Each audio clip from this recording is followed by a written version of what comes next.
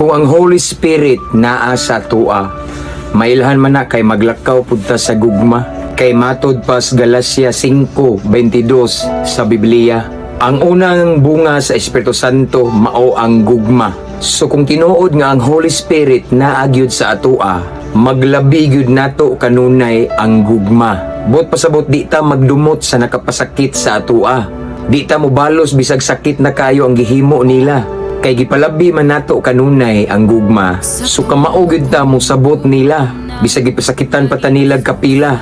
Makapugong gihapuntas atong dila nga mosulti og makapasakit kanila. Ingana na kung maglakaw ta sa gugma.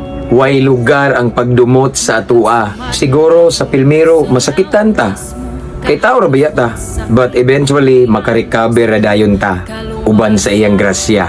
Ug always ta willing mo pasaylo sa ila. Ingana gyud na basta gipatigbabaw nato ang gugma. Palabihon natong pagpasaylo kaysa magdumot nila. So sa inganang paagiha, wala gid tay kontra, malipayon ug malinawon pa ta. By the way, kahinumdum day ko, kanibang naatay pagdumot nga gitago. Di gyud ta katulog ana og diretso. Kabalo ba mo kung ano?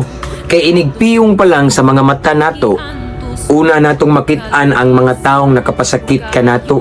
Maunang dili ta makatulog dayon. Apan kung ato na silang pasayloon, ilang sala ba ato na lang palabyon? Kana bang ato na lang silang sabton?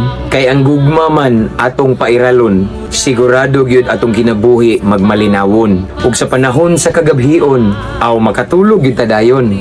Kay wa na may pagdumot sa atong kagalingon.